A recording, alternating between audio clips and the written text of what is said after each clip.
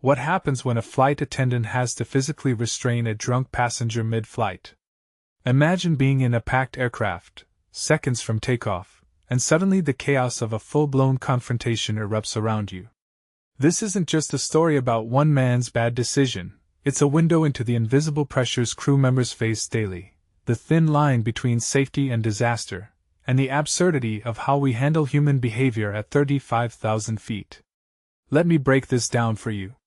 Here's the thing, flight attendants aren't just serving drinks and showing safety videos. They're trained to de-escalate situations that could end in tragedy. But when a passenger becomes a threat, like this man who refused to sit down, lashed out at staff, and nearly derailed a flight, what do? You act.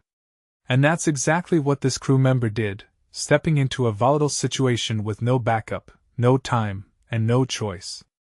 Personally, I think this highlights how underappreciated their role is. They're the first line of defense in a world where people expect to act however they want, even in confined spaces with strangers. It's not just about restraint, it's about courage. What makes this really interesting is how quickly the situation escalated. One moment, everyone's just trying to get to Las Vegas. The next, the plane is aborting takeoff because of a single person's inability to follow basic rules. That's not just inconvenient, it's a wake-up call about how fragile our systems are when human behavior isn't controlled. Now, let's talk about the man himself. He's not some random lunatic. He's someone who chose to drink, then chose to ignore warnings, then chose to escalate. But here's what people don't realize. Alcohol doesn't just make you rowdy, it warps your perception of reality. In that moment, he might have felt justified, but he was a danger to everyone. What this really suggests is that we're still treating airports and planes like they're extensions of the streets, where personal freedom trumps collective safety. That's a dangerous mindset. And yet, the response from British Airways was textbook: disruptive behavior is never tolerated. But here's the rub: how many more incidents does it take before we start rethinking how we handle this? If you take a step back and think about it, this incident isn't just about one flight. It's about the entire system that allows people to board planes with no real checks on their behavior. What's the point of security screenings if we still let intoxicated individuals onto flights? It's a loophole that needs fixing.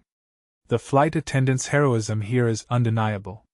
She's the one who took the brunt of the situation, risking her safety to protect others.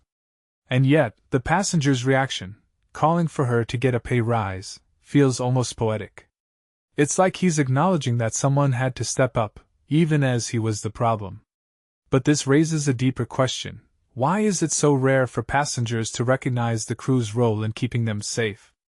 We praise pilots for landing planes, but we rarely give credit to the people who handle the daily grind of keeping us from turning into a disaster. A detail I find fascinating is that the plane was just seconds from takeoff when this happened. That's not a drill, it's the real thing. The crew had to make a split-second decision to abort, knowing the consequences of a failed takeoff. It's a reminder that every flight is a high-stakes gamble, and one person's actions can rewrite the entire equation. So, what's the takeaway here? This incident isn't just a cautionary tale about drinking on planes.